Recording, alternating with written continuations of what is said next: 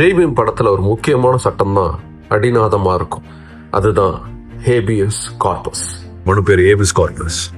ஆட்புணர்வு மாற்றி இந்த நாட்டுல பிறந்த யாரா இருந்தாலும் சுதந்திரமா வாழ்றதுக்கான உரிமை இருக்கு. யாரும் யாரையும் சட்டவிரோதமா அடைச்சு வைக்க முடியாது. அப்படி நடந்திருந்தா இந்த ஹேபியஸ் கார்பஸ் மனு மூலமா அவங்க நீதிமன்றத்தை ஆஜர்படுத்த சொல்லி கேட்கலாம். அந்த ஹேபியஸ் கார்பஸ் சட்டம் இங்கிலாந்தில் மிக பலமாக இயற்றப்பட்ட தினம் இன்று. சட்டவிரோதமா ஒருத்தரை கைது செய்யக்கூடிய அதிகாரம்ங்கிறது யாருக்குமே கிடையாது.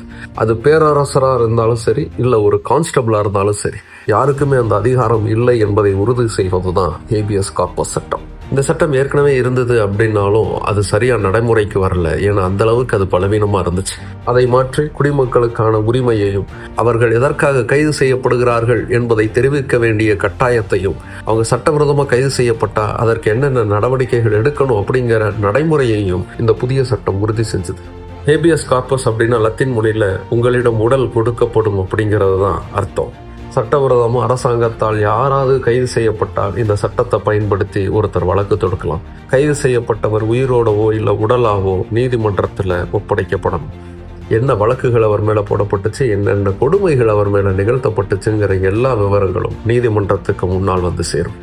தனி மனித உரிமையை பாதுகாத்து அரசாங்கம் நினைத்தால் யாரை வேண்டுமானாலும் கைது செய்யலாம் என்ற அகங்காரத்தை அளித்து குடிமக்களை பாதுகாக்கக்கூடிய இந்த ஹேபியஸ் கார்பஸ் சட்டம் இயற்றப்பட்ட தினம் இன்று.